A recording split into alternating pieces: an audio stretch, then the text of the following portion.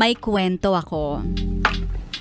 Lalaki ako at share ko lang yung experience ko sa ex ko na binalikan ko. Siguro katangahan para sa iba na makipagbalikan pa sa taong niloko ka na. Buti alam mo.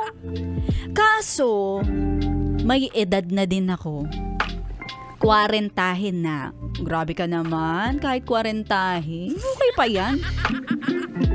Ang isa sa rason kaya nagdesisyon ako na makipaghiwalay ay dahil sa hindi ako sexual. Hindi ako mahilig sa churut-churut. Ang gusto ko lang ay may makasama. At alam ko na siya talaga yon. Well, hindi ko lang kinaya ang isang beses na nangyari sa amin. Magkasama kami na nagpunta sa isang club. The club is celebrating right now. Party. Para magsayaw, mag-inom, at marami kaming ibang kasama. Nakipagsayawan ako at shot. Kasama ang ibang barkada namin.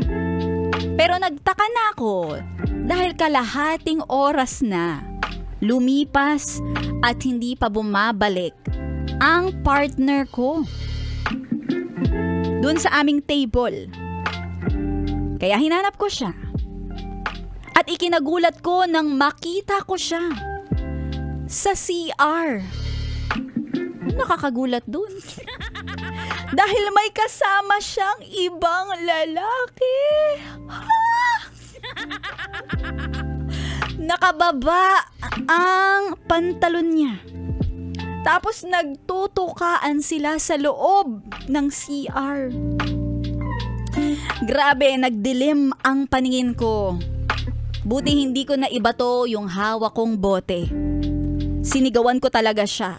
At sinabi ko, "Hoy, walang hiya ka? Hayok na hayok ka? Dito mo talagang ginawa magbaboy? At magpakababoy?" At lasing na lasing ang partner ko. Yung katukaan niya nga, ngayon ko lang nakita. Siguro isa lang din siya sa mga guest at pumunta sa club dun sa pinuntahan namin nung gabing iyon. Alam mo, minsan sinisisi ko ang sarili ko. Kasalanan ko ba? Dahil hindi ko gusto ang makipagchurot-churot? Sinusubukan ko pero hindi talaga ako. Hindi ako yun at hindi gusto ng katawan ko yun. Yung partner ko naman, kabaliktaran ko na naghahanap talaga ng karomansa. Dumating sa point na pinapili ko siya. Hindi kami maghihiwalay pero titigilan niya na ang pakikipagjurot-jurot kung kani-kanino. Or else, maghihiwalay kami. Marami akong kaibigan na karamay ko. Pero hirap ako na wala siya. Dahil parang may parte ng katawan ko ang nawala nung naghiwalay kami. At ayun, ilang buwan ang nakalipas. Andyan lang ang bahay ko, laging welcome para sa kanya. Mahal naman namin ang isa't isa. Ngayon, yun na lang ang pinanghahawakan ko. Na siya lang ang makakasama ko sa buhay. At wala rin naman kaming mga anak.